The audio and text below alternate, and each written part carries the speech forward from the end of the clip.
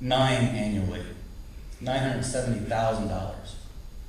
Asthma attacks, at least $5,000. Hospital admissions, $97,000, which I think is connected to why the 80 emergency room doctors are opposing this. Chronic bronchitis, $1,600,000. And it goes on, asthma and so forth. And this brings the total annual cost to the community over $44 million. Vetted. I just found this online. I typed in Jasper Power Plant. More studies are clearly needed here for other fuel sources. However, Dr. Salmons, a pediatrician specializing in intensive care, one of the nation's leading authorities on health effects of biomass combustion, you met here tonight, who testified before Congress, states this study is valuable because CO2 from this plant will be at least as high, NOx will be as high. The ALA makes the point that there is substantial population risk for every increment, and you know the rest, you've heard it. Please remember, the first duty of government is to protect the powerless against the powerful. Thank you.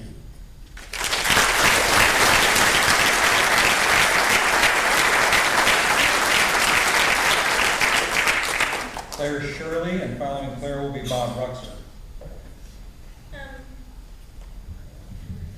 Hi, my name is Claire Shirley.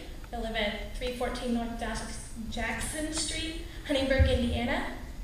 I'm 13 and I am for biomass. Jasper was founded on hard work, ingenuity, and industry. That's why we need new jobs made by the power plant to remain the pride of Southern Indiana. Natural gas and biomass is a good start. Also, I'd like to make a statement regarding the fine particulates in the air. Are not similar particulates caused by macanthrous gas also caused by a contained wood burner? Maybe, if this is true, we should do away with campfires and outdoor barbecues or fireplaces. Also, those of you who drove your vehicles here tonight have contributed to polluting the air. Thank you for listening.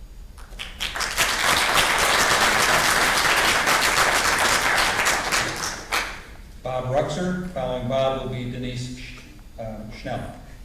I can't say hello in 4 minutes. My name is Bob Ruxer, that's R-U-X-E-R as in, well, Ruxer. I live at 1065 North Meridian Road here in town. That's 1 puff and 2 particulates downwind of the power plant. But since it's in an industrial zone section, I'm to assume that I'm safe breathing what is going to come out of those smokestacks. I have a compromised immune system. I love Jasper, Indiana. And if this goes through, I have to leave. My hometown, spent my whole life here. I love this town as much as anybody here. My daughter Chelsea and my wife are going to go with me. Fortunately, we have a place somewhere else. So we'll be okay. Don't feel sorry for us. I feel sorry for these people here. A lot of them don't have that luxury. They're going to have to stay.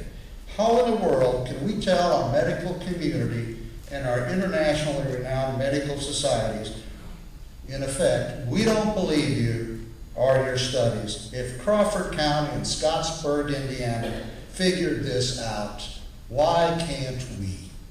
And how can we fall for this? We're buying this hook, line, and sinker, gentlemen.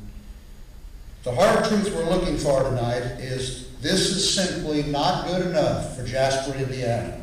The people who made this town what it is today, the people who elected you to protect them, who put you in those seats up there, deserve the very best. And this proposal just doesn't cut the mustard. Good try, but not good enough for Jasper. I'm sorry. We've dressed this town up for tourism over the years. We have a river walk. We've got the train. We have a lot of things. Our Jasper Action Committee has plans to drive our town into the future. Finally, we gave them the green light for that. How on earth can we saddle the new mayor with this without any of his consideration or input. The experts we listened to tonight, they're going to leave after tonight. The new mayor is stuck with this. As Dr. Scipione said, this is a stain on our community. And he also said, you're going to have a hard time, Mr. Mayor, getting people to come into this community. Dress it up and then tear it down and beg people to come in. Oh yeah, we'll have maybe a little less electric bills, as we saw in the paper tonight. That's not going to bring any people in this. You know it, I know it, we all know it. Jasper has never settled for anything but the very best. And in these slow times, now is not the time to lower our standards and roll the dice. And that's what we're doing with this health issue on the table. Our town, your town, our people who trust you to safeguard their health expect no less than the very best from you up there at the table. And for you to give them the very best, give us our town back. Give us our town back with clean air and healthy people. I promise you we will settle for nothing but, because that's what Jasper, Indiana is, the very best.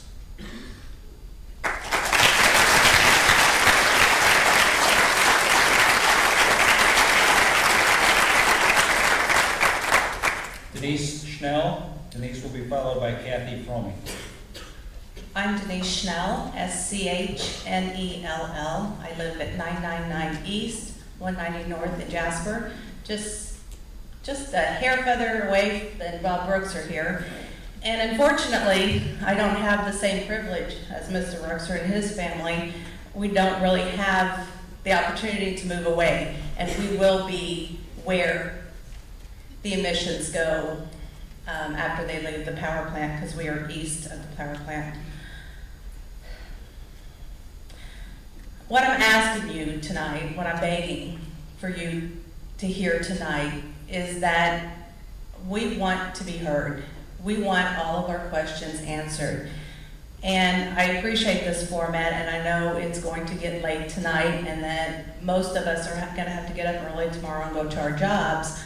However, the questions have to be answered. And if we have a list of questions, if we have a long group of people that want to ask questions, are you going to cut us off and not let us ask the questions? Are we not going to be able to hear the answer to some very important questions tonight? If that can't happen tonight, then please schedule another one. Give us more time to ask questions. You said you wanted to hear our concerns, then please listen to our concerns. And I want to apologize to Dr. Sammons, wherever he is, I'm not sure, but it's embarrassing to me as a citizen of Jasper to give Dr. Sammons 4 minutes time when he is going to testify in front of Congress about this very issue. And we say in Jasper, we only give you 4 minutes. So I would like to invite, and I don't know if Dr. Sammons has time tonight, but if you do, please stay. I would love to hear what he has to say. He's an expert, and I want to hear what he has to say, and I hope that you will join me in listening to his comments, because I think they're important. I agree with some of the other speakers in that it comes down to pros and cons, and yes, there are a lot of pros and cons with this. I really feel like the cons outweigh the pros. Our health concerns are much, much more important to look at than any kind of financial benefit. This is in the middle of Jasper, in the middle of where your families live and our families live. Let's put the health concerns way above any financial gain from this. And also, I'd like to say publicly, where are the farmers? You know, it's going to take a lot of farmers, a lot of farmland to grow this, and I really haven't heard a lot of farmers coming up and say, hey, you know, talk to me, I want to know, or I want to know the details, I want to grow this for you. You say you want to be within a 50-mile radius. Well, where are the farmers? Where are the farmers?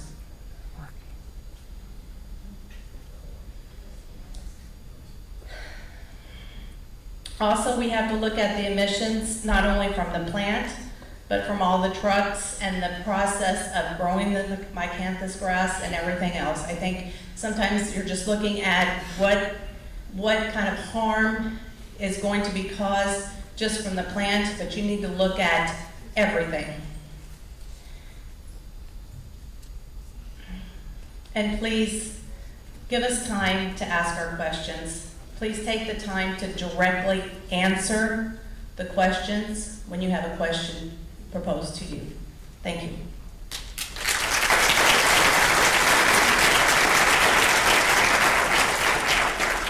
Kathy Fromey. Kathy will be followed by Phyllis Gilly. Hello, my name is Kathy Fromey, F-R-O-M-M-E. As the wind blows, I live about 4 miles east of Jasper on State Road 164, and I understand typical local wind patterns. My family will be affected by the pollutants from this power plant as much or more than the residents of downtown Jasper. I represent my immediate family and extended family living in this area. We do not want this power plant. Let's face the facts. We know this plant will pollute our air. No amount of money the city gains will change that fact. I understand the council and utility board members are seeing dollar signs of incoming money for the city. However, no amount of money is worth our health. Our health is priceless. It's my opinion that if biomass using this miscanthus grass was such a great energy option, that there would be more of these plants in operation. I can't understand why Jasper would want to take this chance to gamble, to be guinea pigs in this arena of this unknown. There are too many questions, risks, and health concerns to comfortably support this project. I ask that you please say no to this proposal. Surely we can come up with another option to employ 50 to 75 people that won't risk the health of thousands. I have attended several meetings and have yet to see much citizen support of this project other than you people on the board and the city council. I haven't heard from any people saying what is great about this other than the money. Let's see, seems to me that the citizens against this proposal are more against it, and you represent us, and I feel like you are our voice, and we're trying to speak to you. And please do the right decision for the community as a whole. I believe most of us agree, keep your money. We want our health. Thank you.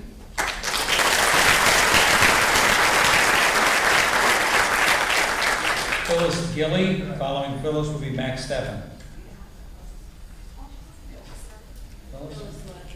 Mac, you're up. Max Steffen. Following Mac will be Charlie Upton.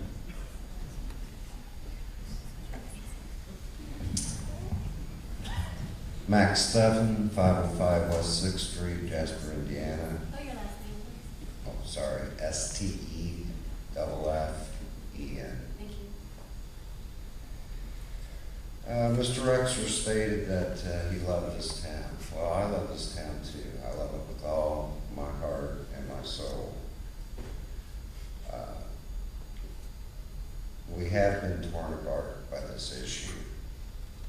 And nothing against you personally, Mr. Shaddix, but I feel that you may have been a little arrogant in your presentation this evening. Mac, can you speak a little bit louder, please? Oh, sorry. Now, I am running for mayor of Jasper. With all due respect, Mr. Holtzang, I don't know where you are right now, but I don't think this is the way to promote economic development in Jasper. Now, I must say that I am for an alternative energy source for Jasper, but this source must be a low emission, renewable energy with the technology not to foul up our air as I feel this plant will.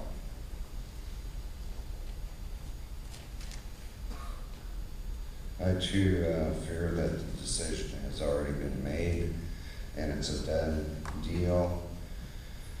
I would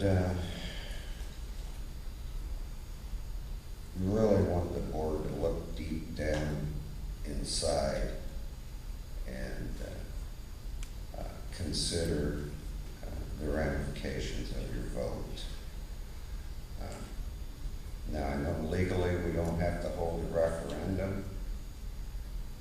However, I do still believe that the voice of the people should be heard.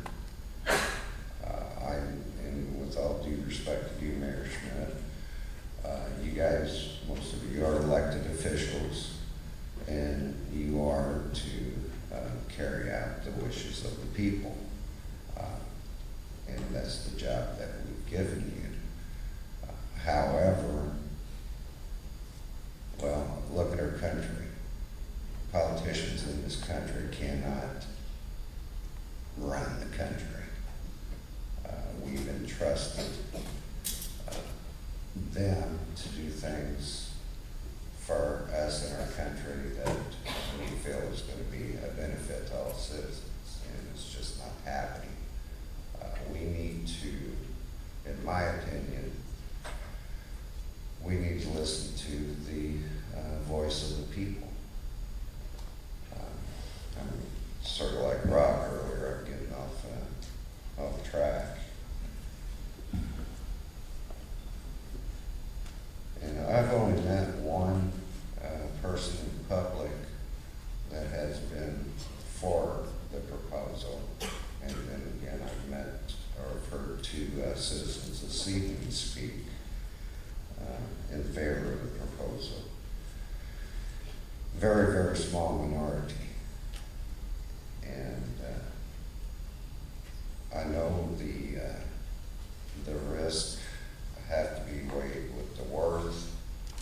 In this particular instance, I don't think the worth is there. I know the city's financially strapped, but this is about the way to become financially solvent. Thank you very much for your time.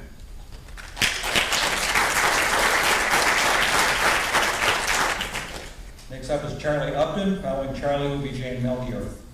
My name is Charlie Upton, UPTON, 1235 Evergreen Lane here in Jasper.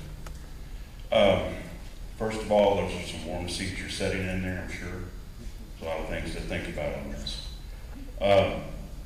I've been a resident of Jasper since 1999. It's a great place to live. It truly is. It's a very, I think, progressive city in a lot of ways.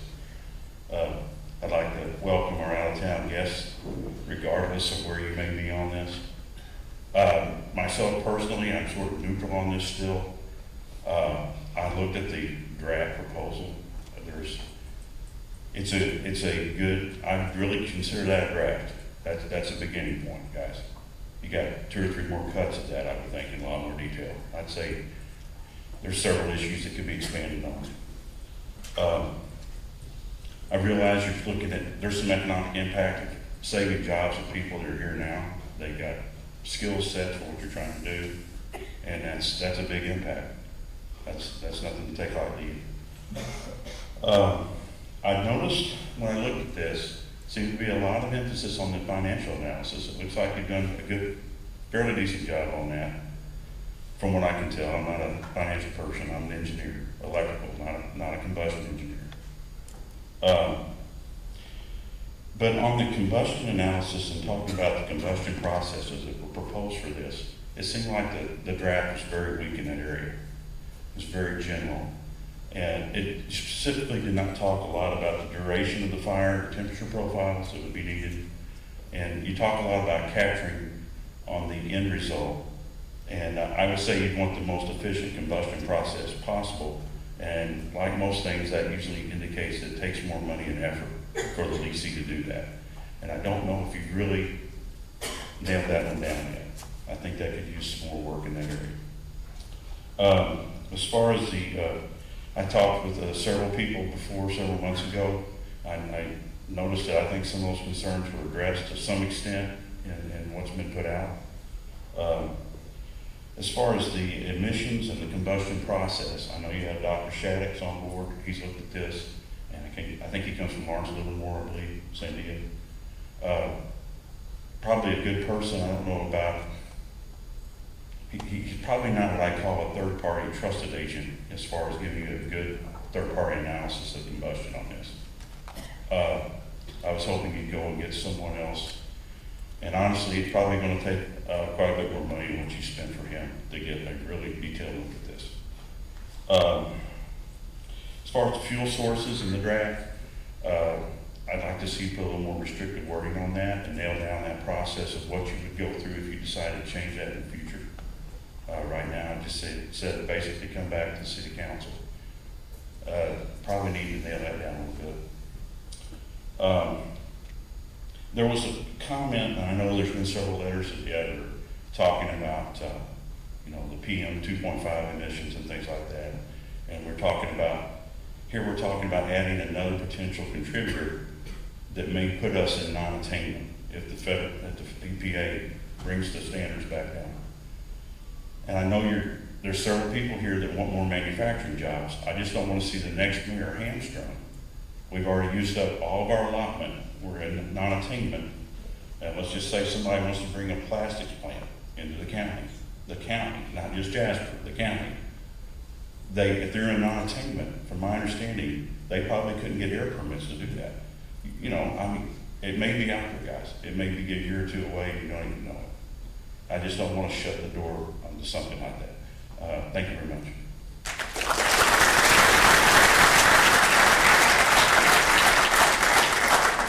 Jane Melchior, and following Jane will be Bob Ollett.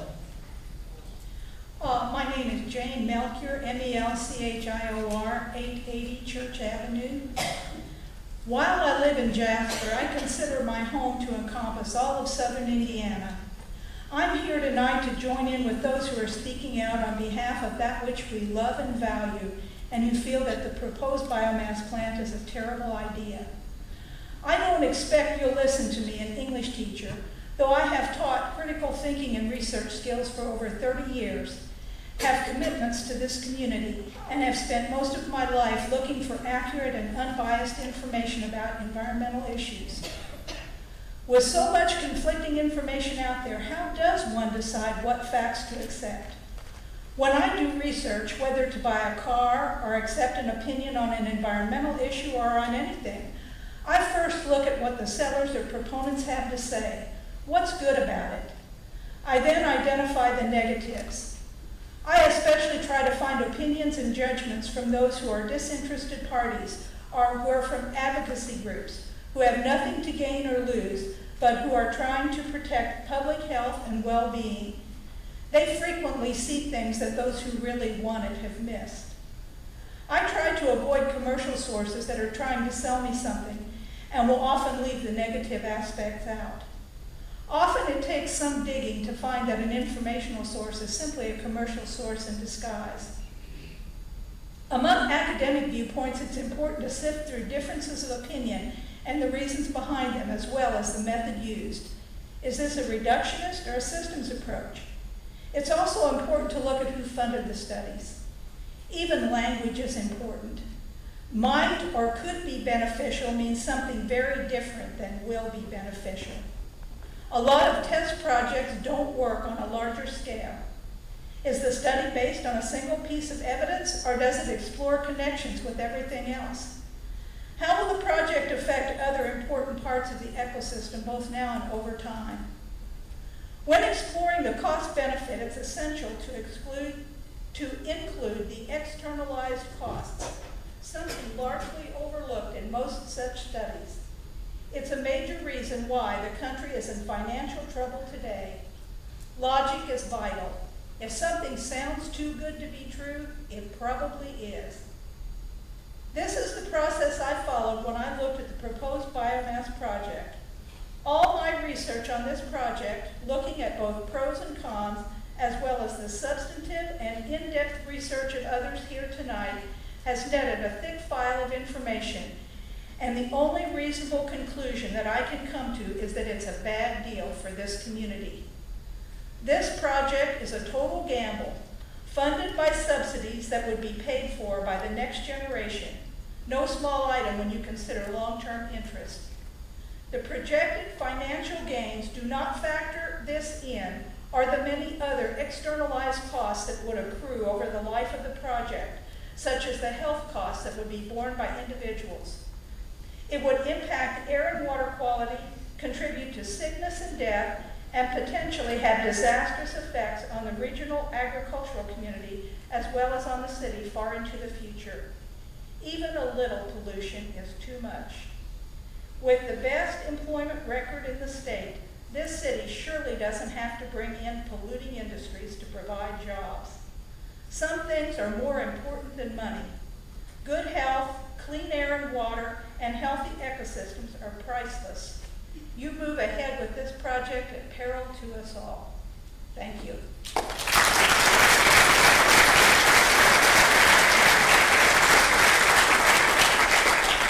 Next up is Bob Allett. Following Bob is Janet Schnell. I'm thinking you mean Bob Allis, A-L-L-A-S, or... I'm sorry. You can't read my print, I understand. A lot of people can't. Thank you. 844 19th Street, Jasper. First of all, we know the mayor won't sign the pledge. The council did not answer that, and several people during the break asked me to get it up to you. I'd like to do that, and if you won't sign, I'd like for you to say why you won't. And if I was on the city council, that would be Wayne a showstopper. If any mayor or any council member wouldn't sign off on that, it'd be done. I was taught to err on the side of caution with these impressive comments by the doctors, especially this evening. I don't know why you would go against that. I wondered why the taxpayers had to foot the bill for over $3,000 for the ad in the Herald. I think that should have been Twisted Oak's responsibility.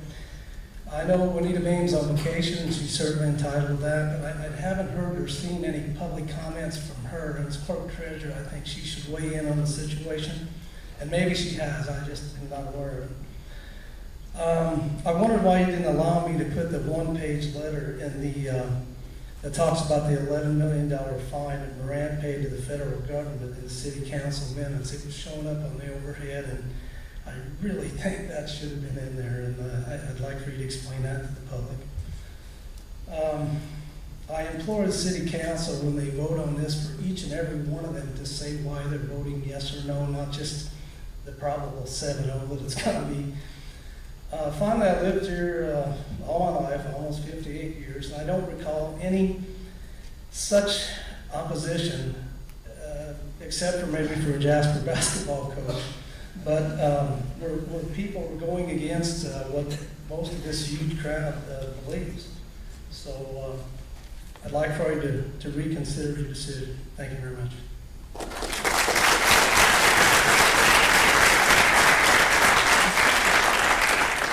Janet Schnell, and she will be followed by Angela Mundy. Janet Schnell, S-C-H-N-E-L-L. I live in Heimer.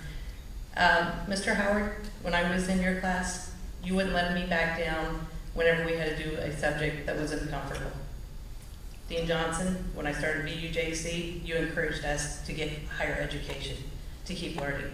I encourage everyone in this community to learn more, not from people who have financial gain to bring a biomass plant into here, but for you to do your own research and make up your own mind, and then for the council to also listen to not only the people who live here, the people who are voting for you. I live in Huntingburg, but I breathe the air here. I have 3 nieces, and I'm concerned with their health. Thank you.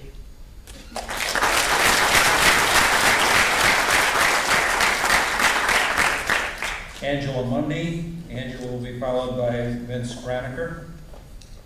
My name is Angela Mundy. I live at 406 West 8th Street in Jasper. What's your last name, please? Mundy, M-U-N-D-Y.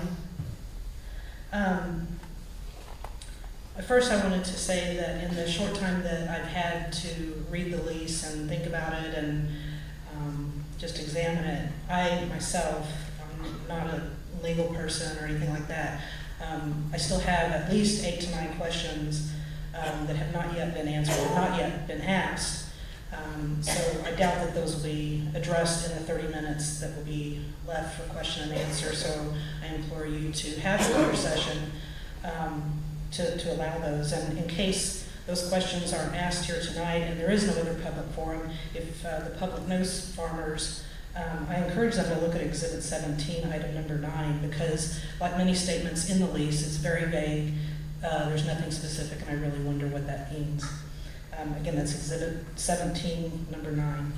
I'm really disappointed in the City Council and the Utility Board tonight, as has been expressed by someone previous to me.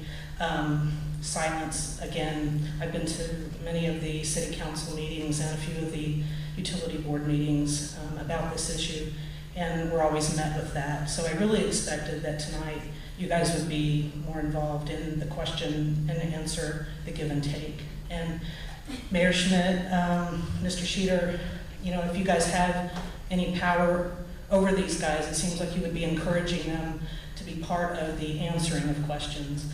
I just can't express enough how disappointed I am in that. It's obvious, as many people have said in this session, that this is about money over health. I agree with that 110%. As I said in the June City Council meeting, I felt like there were 3 different possible reasons why the board would be asking the council to vote yes on this, and that was number 3. And as I said then, and as I say tonight, that is deplorable. I can't believe that that's going to happen, that you guys are going to put money over health.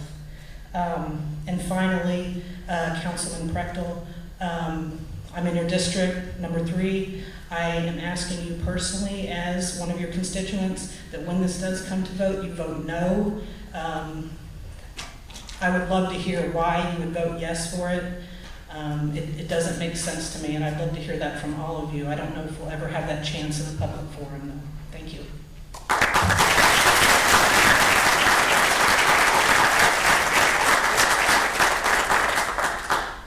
Vincent Broniker. Then he will be followed by Margaret Waugh.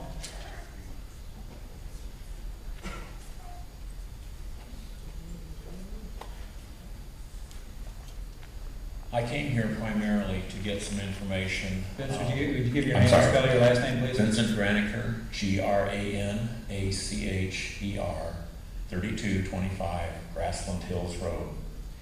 I primarily came to get information, but I also have an opinion to express that may upset a lot of people, but I'm going to express it anyway, as it is my right. There was a letter to the editor in yesterday's Herald that implied legal action if the City of Jasper approves the Jasper Clean Energy Center. It seems that unless the old power plant is torn down, then the City of Jasper can count on being sued. I'm not here to speak for or against the Jasper Clean Energy Center. If what I do say here targets your actions and you do not have a clean air yes, biomass no sign in your yard or on your car, please realize these comments are not directed at you. If you do have a clean air yes, biomass no sign in your yard or on your car, and the outside of your house is lit up at night, but not by solar or wind power, shame on you. You protested in front of City Hall against biomass, and you drove your car, truck, or SUV to get there, shame on you. You drive your children to school, or your teenager drives to school rather than taking the bus. Shame on you. You use the drive-up window at your favorite fast food restaurant instead of going inside. Shame on you. Your thermostat is set lower than 78 in the summer or higher than 62 in the winter. Shame on you. You drive to Evansville, Louisville, or Indianapolis to shop instead of shopping locally. Shame on you.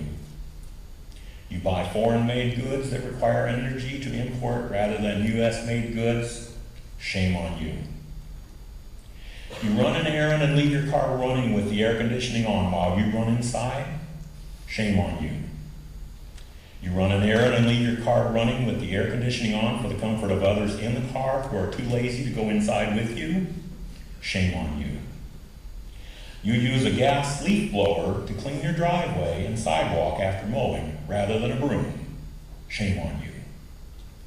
You throw biodegradable kitchen scraps in the trash or down the garbage disposal rather than composting them. Shame on you.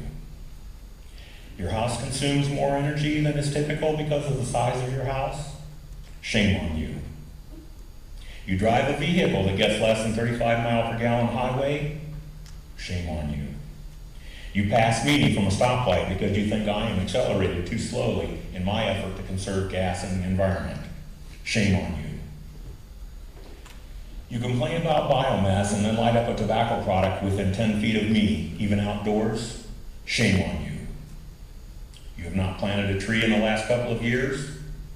Shame on you. You are against cleaner alternatives to coal that are not zero emissions, and you find any of your activities in the previous list. Shame on you. I am not here to preach any fanatical position or ban any consumption of energy, condemn drive-up windows, or speak out against smoking in public places. I am not here to condemn any of the above actions, as I do burn biomass to heat my home in the winter. I just hope that if you support zero emissions electrical generation, you are not guilty of any of the aforementioned activities, as they all add unnecessarily to the particulate matter released into our Du Bois County air, and I, for one, can see the Petersburg Power Plant spewing their pollution from my deck. I am not against any protests being raised. Matter of fact, in many cases, I probably can support many of the positions here tonight. But please ensure that the protests you make and the example you set are consistent and supportive of each other. I would like to encourage the City Council to do a survey or something so that you can get the majority of the opinion, because we do know that the opposition to the biomass energy center is very high as far as their representation. I would like to know how the rest of the community feels about it. I would encourage you to do that survey. Vince, we need to wrap up now. Okay, thank you.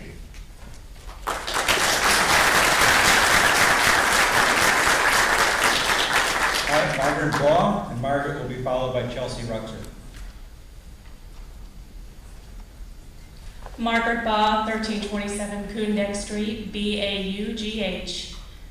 A couple months ago when I was at the last meeting, that was actually my first time that I got involved. And before that, I felt very strongly was opposed to it, but never came forth and voiced anything about it until then. But that week, I talked to my mother, and I was just telling her, you know, how the day went and how what was going on that week, and I told her I went there, and she goes, "Oh, I'm so glad you didn't do that when your dad was working for the city." And it struck me. I thought, what does she exactly mean by that? But I didn't press her. I just let it go. But since that comment, I've been wondering, what does she mean by that? Either, if he would have been working for the city, he just would have stayed out of it, not said anything, and kept his mouth shut. Or he would have been fearful of possibly losing his job or getting reprimanded. Then I just never said anything to anyone else. I never asked her about it. And then just this week, I got a third-party email from someone that works for the city currently. I have no idea who they are. Works for the city. They're opposed to it. Will not dare come and say anything opposed to the biomass for fear of losing their job. So I'm asking you, is this really the way the city works? And I applaud anyone that is against it and who works for the city that is here this evening. Is that really the way it works? Just curious.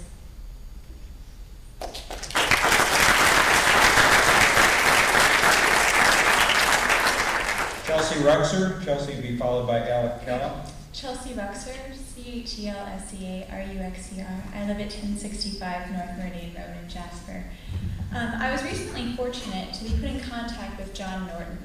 He is an engineer from Dayton of Norton Engineering, and he's been doing these kinds of projects, consulting on these since 1975. I have his article here comparing baghouses with electrostatic precipitators, and I think some of his concerns are especially relevant to our project. I know this is in contrast to what Dr. Shattuck said earlier, but he argues that baghouses are significantly less efficient than ESPs. They require 6 times the energy They're relatively more sensitive to temperature and humidity variations, and they can blind, crust over, melt, and burn. In fact, Mr. Norton's witnessed a baghouse, a large industrial baghouse, on fire after only 2 days. Their performance typically deteriorates during the 15 months after a new bag is installed, and they can also develop small holes. Norton's article claims flue gases then escape through these holes without any cleaning action at all. Dr. Shaddix had pointed out to me that the slightly higher NOx emissions from using a retrofitted Stoker boiler rather than a new fluidized bed boiler could be combated by a flue gas treatment, but I wonder how effective this treatment could be if the gas escapes the system. Norton also talks about baghouses as posing a significant health risk to employees who work there. They have significantly more exposure than ESP. Now, ignoring all the potential problems with baghouses, and I understand Dr. Shaddix hasn't had a chance to publish on these, while they're intended to catch particulate matter, though not to handle acids from herbaceous biomass, there's still a significant concern about what can't be filtered, even by a miracle baghouse. And at least one of those things is the ultrafine particulate matter our local ER doctor and chemical engineer, Dr. Schipione, mentioned at the June meeting. Dr. Shaddix also recognized justified concerns about ultrafines in his report, and these concerns seem to be very well supported. In 2007, researchers from Harvard increased the risk of premature death by exposure to fine particulates by 3 times. The American Lung Association this year cites studies published by a journal which is peer-reviewed by the National Institute of Environmental Health and Sciences and the American Journal of Epidemiology, that's Oxford, OUP. These studies find even short-term exposure to fine particle pollution can cause not only early deaths, but deaths which would not have otherwise occurred. I think we could all agree that's not a claim that's often made by the medical community, and certainly not in regards to environmental pollutants. And it's a substantial one. Toxicology studies tell us ultrafines are even more potent in inducing cellular damage than the particulates which can be filtered. So, even if we were using the most efficient, most effective, most cost-friendly technology out there, even if our baghouse somehow turned out not to be sensitive to humidity and temperature, so it doesn't catch fire, it doesn't develop holes, it doesn't blind from fly ash, it doesn't crust over, we replace it every 15 months. Safely, we find a way to do that. And we find a way to handle any emissions that miscanthus would create, which it's not designed for. Even if we have a miracle baghouse and our old boiler overcomes all these obstacles, we would still have no protection at all from the pollutants which pose the greatest immediate threat to our health. Now, I know some of you have forgotten this before, and I know it's difficult to keep all the data about cancers and lung diseases and asthma and all these other health risks straight, but the ALA really does make this quite simple. If your system works better than expected, if it works perfectly, at least some of its pollutants, the unfiltered pollutants, the best research institutions in the world agree they're going to kill people. They're not just going to cause premature deaths, but they're going to kill people whose lives wouldn't have otherwise been lost. I hope that's not your legacy.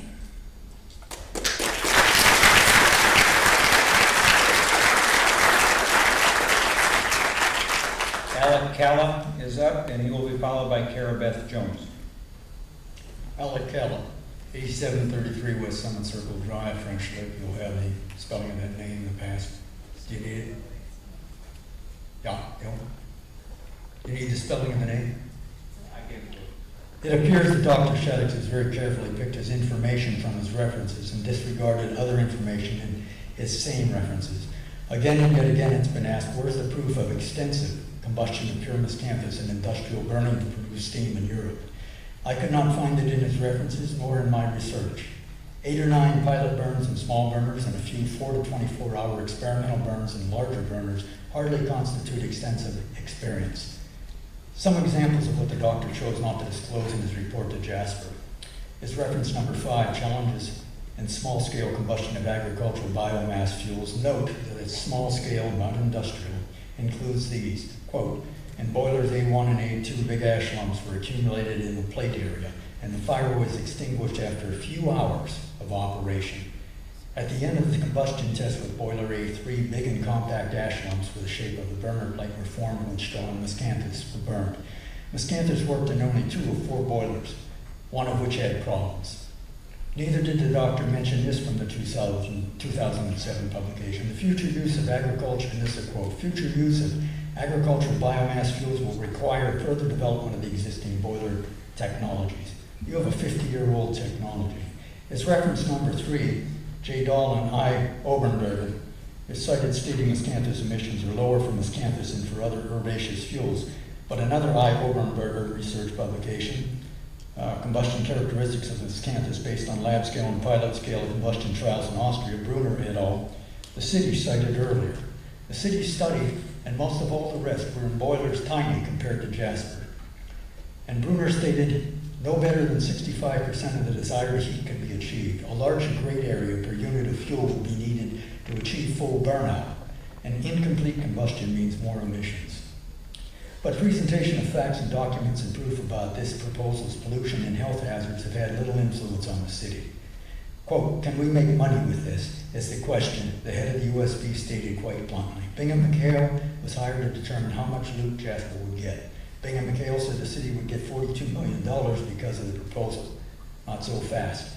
$10 million is Bingham's assumed value of the fully operational generating plant, which Bingham says the city will get at the end of the lease. The proposed lease states Jasper will have to pay fair market value for everything that isn't part of the plant today. See Article 6. Mr. Howersberger, replying to my question, said the original cost of the present power plant, quote, looks like it was $4 million. Bingham states, unquote, Bingham states the assessed value of the existing plant's real property is now $3 million.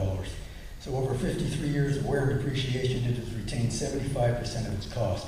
Yet Bingham's same report states that $97 million of improvements plus the $3 million of current plant property, $100 million, will be worth only $10 million after only 20 years wear and depreciation.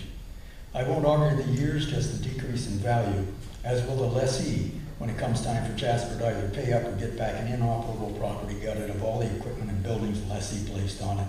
So the $42 million Bingham McHale states the city will gain must be reduced by not just $10 million and the $3 million value the city already owns at this minute in the plant, but also by either 3/4 of the 97, that's $72.8 million, which the lessee should have every right to demand as fair market value at the end of the proposed lease, or by the $97 million cost to restore the plant, or the cost to demolish and environmentally clean the site. The city will lose, not gain. That's a loss of $44 million in addition to others. Better deduct those imagined royalties payments of $1.50 per megawatt hour. That's $2.77 million too, because the proposed lease gives the Energy Center the right to change the boiler. But royalties are required only on electricity generated by the present boiler, modified. The present boiler has some problems according to the Black and Beach report. Alec, I need you to wrap up, please. Needs repairs to last. Carabeth Jones. Carabeth will be followed by Tom Schroer, and we are down to the final 5 comments. Carabeth? Carabeth Jones. I'd like to finish up a little bit on what Al was talking about.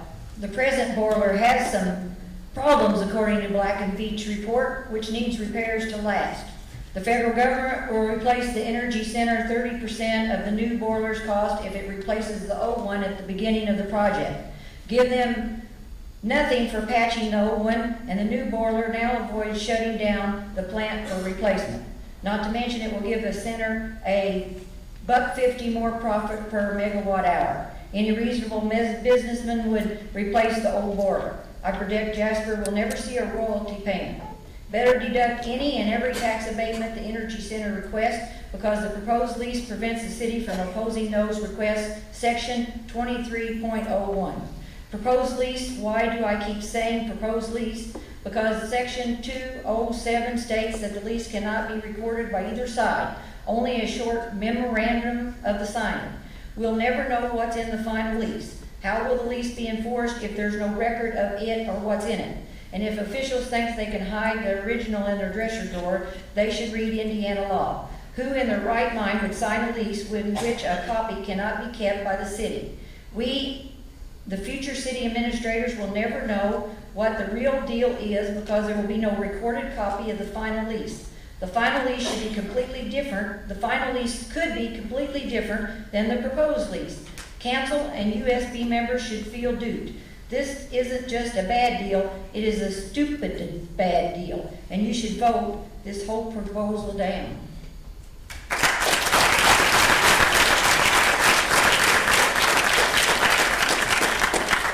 Tom Schroering, and he will be followed by Norma Kryland.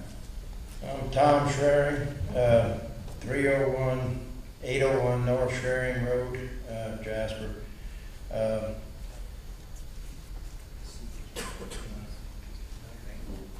SCHROERING.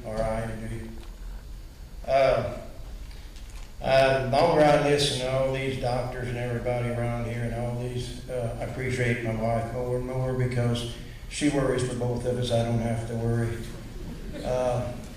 I've been outside all my life. I worked, I'm a carpenter. All these emissions and stuff and EPA and everything, the lead and asbestos and all this stuff. I was around that asbestos when I was a kid. Carried it from my dad when they put it on, mixed the stuff, we wrapped around the pipes and stuff. We never wore masks, we didn't worry about getting sick. I'm outside when they got the weather advisories to say stay inside, winter, summer, all year round. I find, and I really respect all you doctors, Kelly, because you put me back together several times. But they've been wrong a lot of times. I've been told 7 or 8 times, you gotta quit working. I'm still working, I'm 62 and a half. I live 3.5 miles east, or 3 miles east of the power plant where the crow flies. I've been there all my life. When they were burning coal, if it's that dangerous, I'd be dead. The guy that said about solar, I put a solar furnace in my house when I built. I had a basement house and built in 71, built on top of 78. That solar furnace cost me about $12,000. The government gave me $2,500 back. A few years later, I got $2,500 from a lawsuit because it didn't work. I was told it would heat my house for 3 days. It didn't heat my house past midnight. If I wouldn't have the gas furnace in there, it would have froze. And in the summertime, I'd like to sell that solar unit to you, by the way. In the summertime when it's real hot, I'd like to invite all you people who are opposed to this. The next time the heat gets like it was last weekend, go ahead and shut your air conditioners off for 4 to 6 hours in the middle of the afternoon, because that's what they had to do in New York when they had brownouts. We're just about to the end of our excess capacity on generation, and one of these days we keep shutting down power plants. You can't use nuclear, you can't use gas, you can't use coal. That just keeps shutting them all down, and pretty soon you can't get electricity by plugging a cord in the ground. You have to generate it, and it has to be generated when it's necessary. You can't store it. I invite all of you to turn your air conditioners and all your electrical devices off for 8 hours in the middle of the afternoon and see what it's like. I want to thank the council and the board. I think you're doing a good job. I know a lot of people who are behind this. I know they're too embarrassed to come up here and talk. And I'll probably get chewed out for saying something I did the last time I opened my mouth at a meeting, although it was about 15 or 20 to 1 in favor of what I said. So I'm not too worried. I let the wife do that for me.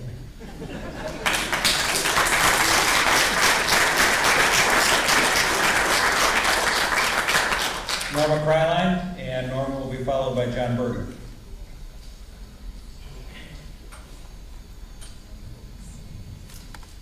Norma Kryline, 13 KREILEIN, 1366 Altmar Road, Jasper. I'm not sure where to begin here. I've heard a lot of comments tonight that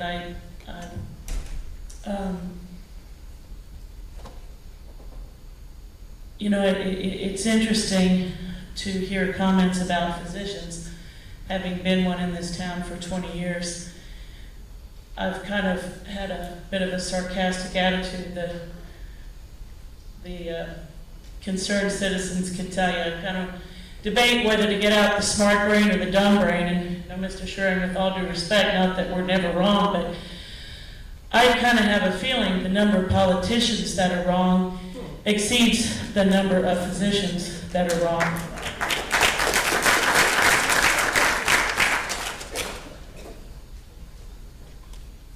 I don't mean to ramble, but I have put a lot of time into this.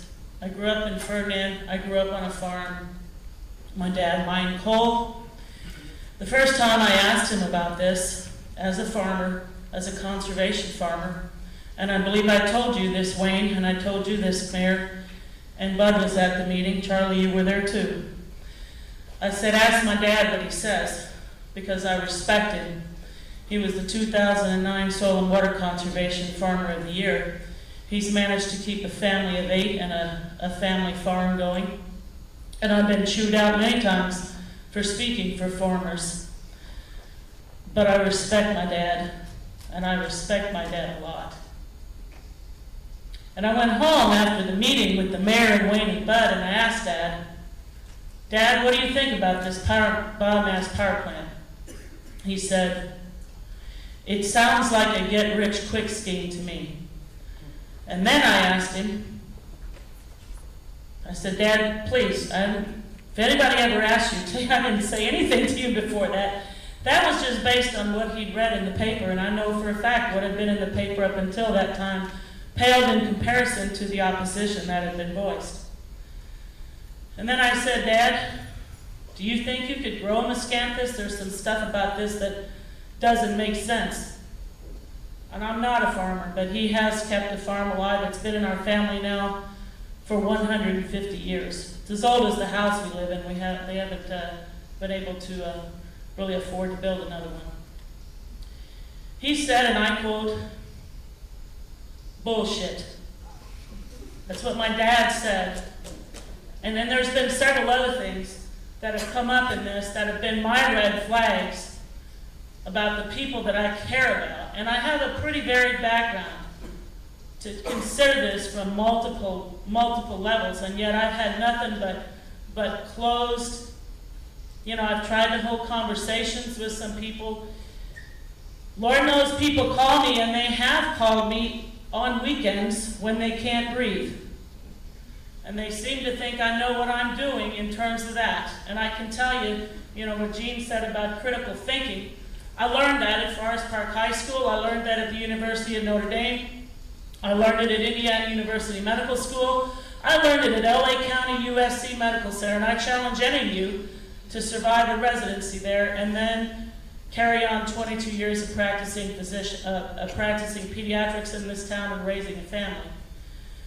Not one physician has withdrawn their name from total opposition to this plant. Not one. You can spin that any way you want. They have not withdrawn it.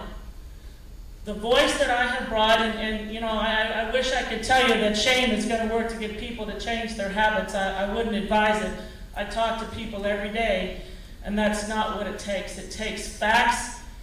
It takes skill. I've tried everything I can, and I urge you, please vote no for this, or at least give us time. It's too late in the night now. I've got call tomorrow, and the fact that I have to be here at 11 o'clock to have a voice is ridiculous.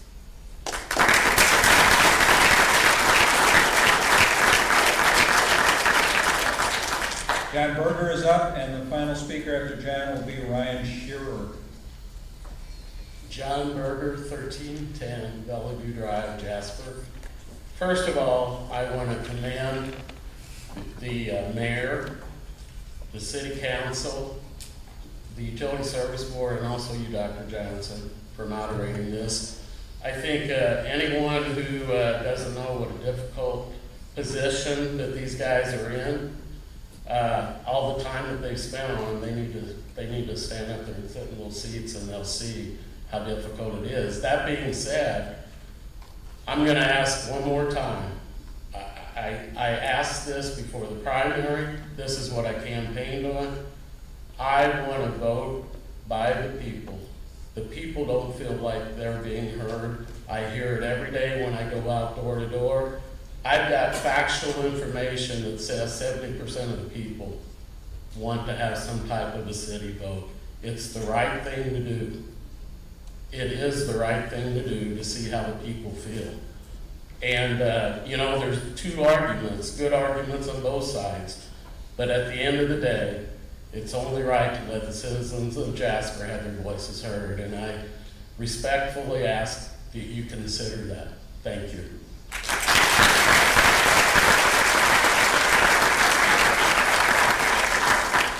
Ryan Shearer, S-H-E-R-E-R, Huntingburg, Indiana.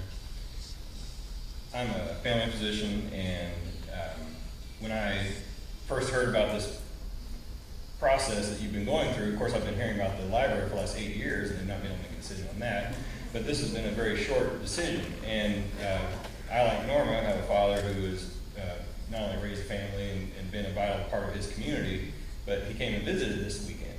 And I said, Dad, as the mayor of your town, which is actually bigger than Jasper, he's an elected official right now. He's a city council member, and he's been the mayor of Dodge City, and he's the vice mayor of Dodge City right now. And there was just a bomb scare on an Amtrak train out in Kansas, and Dodge City was the place they landed in. So, he deals with that stuff every day. And I said, Dad, I would love to hear your opinion about this issue. And I gave him, not my opinion of the issue, I gave him a layout of what I've heard over the last only amazingly 6 months. I probably know more about the library issue than I know about this, because I lay there in bed in the morning and listen to the news. And it just boggles my mind that a board of appointed officials cannot arrive at a decision that's based on facts, not what you believe, or by who you're appointed by. But as I've heard on the library board, there are people that work for a certain employer that, because of pressure from their employer, are not going to vote a certain way because they work for somebody who has an opinion against this or that on the library. So I can't imagine all of you. I mean, I know most of you, and I have borrowed money from you, So, I know a lot of you up there have family here, and you're from here, and I'm not from here. I've lived here 9 years. I've raised my family here, though. 3 of my children have been born here. And right now, as I look on the U.S. EPA website, Dr. Shaddix, under 2.5 micrometer particulate on the U.S. EPA website, there are 2 areas of the country right at 9 p.m., as of 9 p.m., the air quality in the Ohio River Valley is yellow. The air quality in Los Angeles, California is yellow. You know what the rest of the country is? Green, at 9 o'clock at night. So 2.5 micrometer particulate matter, which is what we're talking about, is the issue.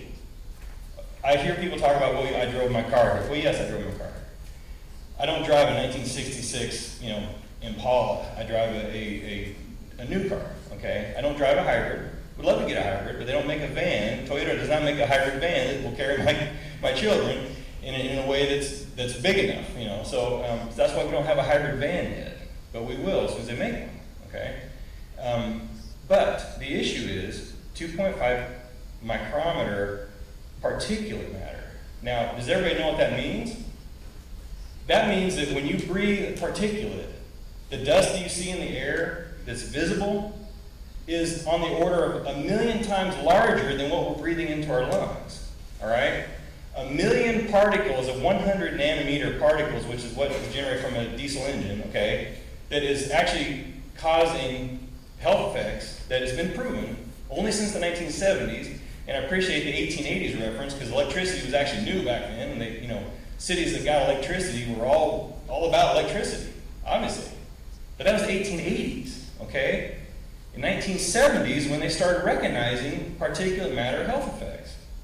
And so as I sit here as a physician, which I'm trained to think critically, I'm not a paid representative of a drug company selling you drugs. If I prescribe you medication, it's because I've determined that based on that prescription, that is the right thing for you. It should not hurt you. And I appreciate the time. But anyway, please consider the facts.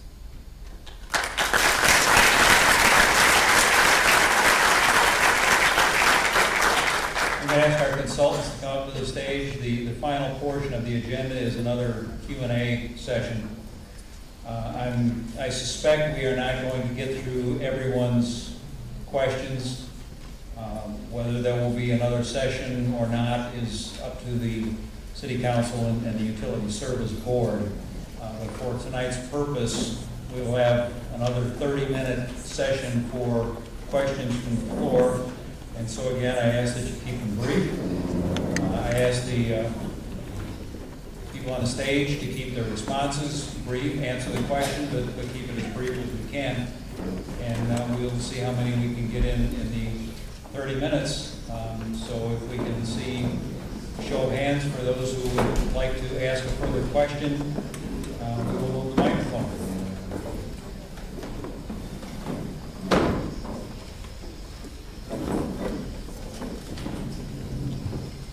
Over on the far side. Denise Schnell, Schnell. Just a quick question, because I also believe that all of our questions... Excuse me a minute, I'm being told there's another legal requirement here. This was the part of the official public hearing where anybody could make comment. So before we get started in the second question and answers, is there anybody else out there that would like to make a public comment that already hasn't spoken? Legal thing that we have to do, and at this time, I'd like to ask for a motion from the council to close it. Once again, if you don't know me, my name is Denise Schnell. I live at 999 East, 190 North. And because we probably won't have time for all of the questions, I was wondering who we should address the questions to, if there's some email addresses, phone numbers, any other kind of addresses for most of the people up here. We would appreciate it if you would make it public so that we can contact you if we have a specific question. Thank you. You could either give it to us now or put it in the public record somewhere. Well, I can answer that right now. Okay. If you have questions, if you want to send them to any of us, send them to Mr. Hausberger through the city's website. And he will, if you're asking one of us in particular, he'll forward it. If you have a question on the lease, he'll forward it to whoever needs to answer that for you. Okay, thank you. Okay. Over here. Road 164, Jasper. Is the proposed trucking route for the delivery of miscanthus grass going to go through a residential area? Will these deliveries be made on a daily basis? And are you concerned about the additional truck pollution, road disrepair, and the risks to the families, especially the children that live along this truck route? I'll start the answer, and then I may defer to Mr. Protection on some others. In the lease agreement and the discussions we have had, the trucks will be using approved weighted roads. And in this case, it's going to high traffic areas in order to make the trucks. The facility is going to be designed to have 2.5 days worth of storage on site. So we've got the ability then to go ahead and to schedule our deliveries into the plan. It gives us a certain amount of flexibility, but because we won't have deliveries Saturday afternoons or on Sundays, to the extent that we see inclement weather that would prevent safely moving the material on say a Monday, we might be then forced into on a Saturday making some additional deliveries. The last part of your question? My background, thank you. To the last part of your question about the effects of the trucks, we have discussed that the trucks, the intent is, and the hope is, and the plan is, that if this goes forward, the trucks... Right. Well, yeah, I'll try not to be too long-winded here. As you know, a lot of the comments talked about, there seems to be a little bit of a vacuum here in terms of focusing on particle emissions from this power plant. I mean, if you're really seriously interested or concerned about particles, and I'm not one to say you shouldn't be, you need to worry about your current electricity, which comes from relatively old coal-fired power plants, which are dumping particles, NOx, and SO2 into the atmosphere. It's being transported over the whole region, and that's why you have region-wide PM 2.5 problems. This is an attempt to start to address that. It's not going to solve it all. And in the short run, yes, as soon as this plant turns on, they aren't going to immediately shut down the coal plant. But but to the extent you get alternative generation that is lower emitting, then you shut down eventually. The economics go away for those sources that are more polluting, and that eventually we'll see more regulatory action to impose higher costs for them. And in that light, you know, I think you recognize, and the data shows, diesels in particular, not so much gasoline powered, but diesel powered engines are significant PM 2.5 sources. And I think Dr. Salmon was referencing I-5 corridor study. That's because of the trucking habit in this country. And if you're concerned about PM 2.5, you should buy less goods that are transported by truck. You know, there's a lot of things you should do other than worrying about this biomass plant.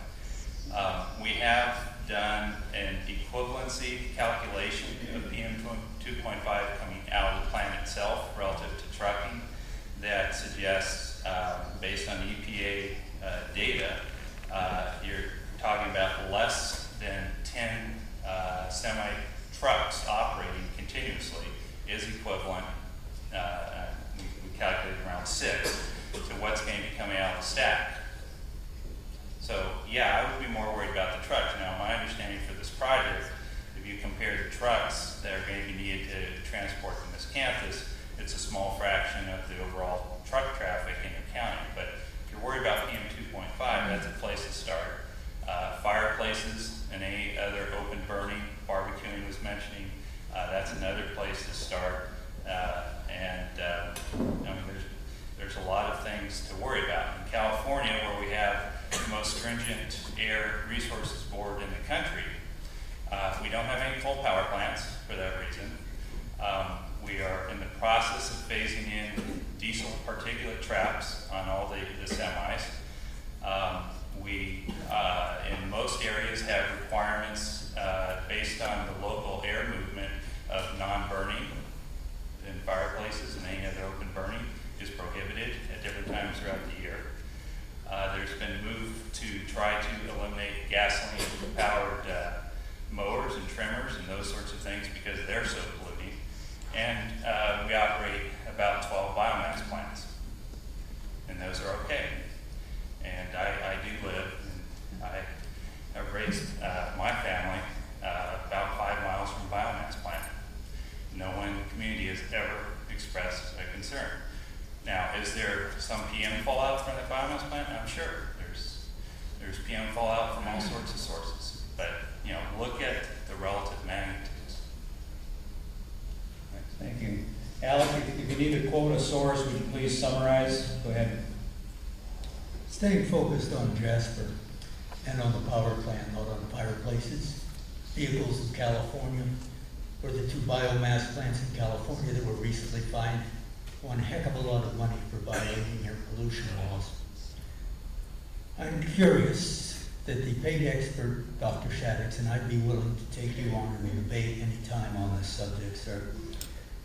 I'm curious if you could tell me why the rest of the world, the EPA, IDEM, virtually every regulatory body in this country overseeing air pollution uses the AP42 or the one other industry standard, which is principally derived from the AP42, that's on the great quote, emissions factors, when, as you said, what's produced in the boiler is only indirectly bearing on what gets out of the smokestack.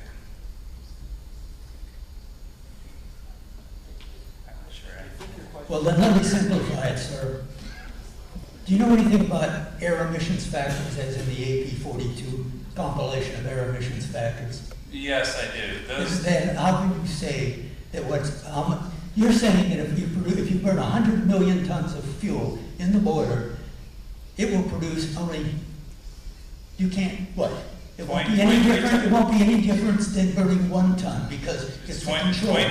The permitted level for this boiler operating on this campus would be 23 tons per year. That's all they could possibly legally produce. And how much could they possibly, potentially produce? Come on, let's have it. That's it. That's the legal No, limit. potentially PTE, what's the PTE for particulate matter and for PM 2.5 on this? You're the expert in combustion. You're the expert boiler operator. Tell us right now. I just told you. You did not, sir. Your answer is not material. And you should know this stuff if you're an expert. Okay, we have another response up here on this end. It'll come out. Lauren Labs with the project. You're asking what is the PTE for the project projected to be? You're using the legal term potential to emit, right? That was the final question here when Dr. Shaddix didn't answer my question. Dr. Shaddix is a combustion expert, and He said if he's you look at his resume, it's pretty an impressive. expert boiler operator.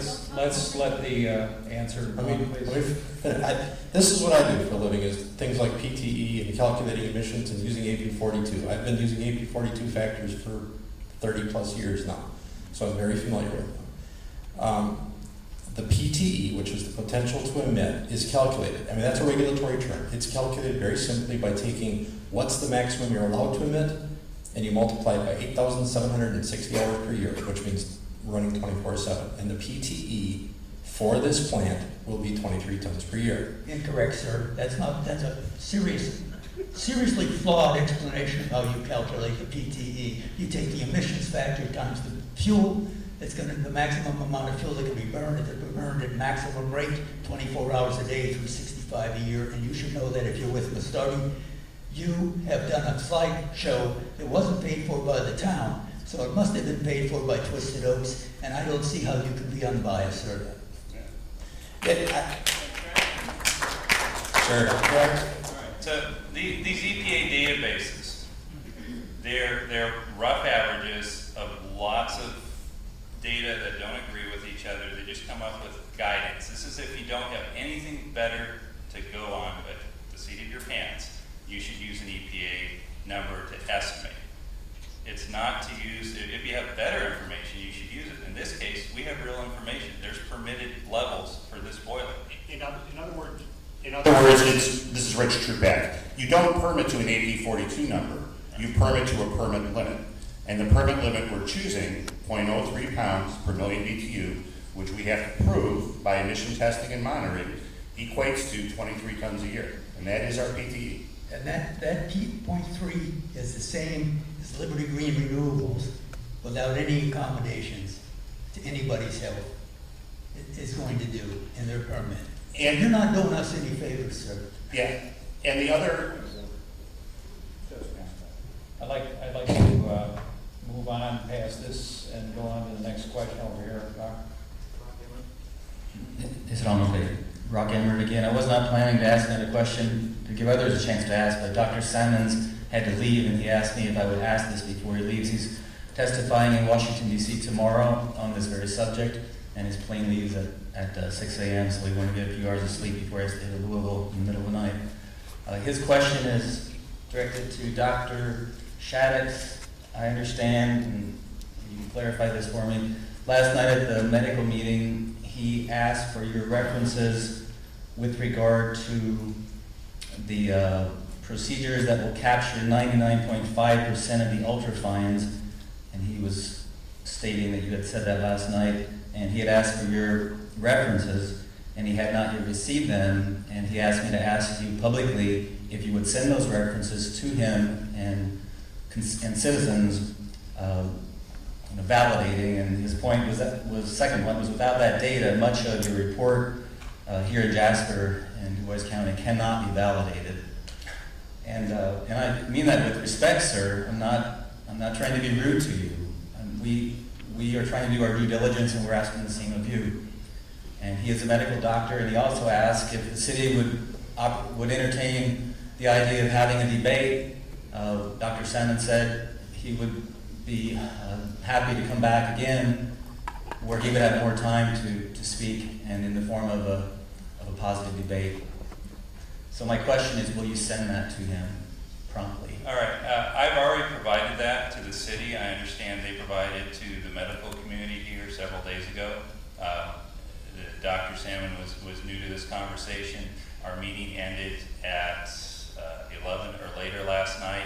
I did not, when I got back to my hotel, feel like logging into my email to do that, so first thing in the morning here and continuing through the afternoon with different city officials and toured the power plant.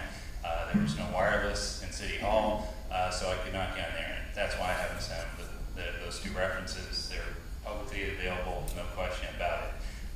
Worrying about capture efficiency of the bag house is a little bit of a slideshow here. What we're trying to get you to focus on is what the actual maximum emissions could be. I would think that's what you're worried about. I'm not a doctor, I'm an English teacher also, along with Jane, and it comes into the territory of critical thinking. And all I'm saying is here is one of the nation's leading medical authorities on this very subject, and before he leaves tonight, he asked me for the specific links for the technology that will capture 99.5% of the ultrafines. He said, to his knowledge, that technology does not exist. And he's asking for you to provide him with that information so that he can be informed. That's all I know. No problem. I have a copy of the reference right here. It's not 99.5, it's 99.95. But that's one case where they've made measurements. There's the bag house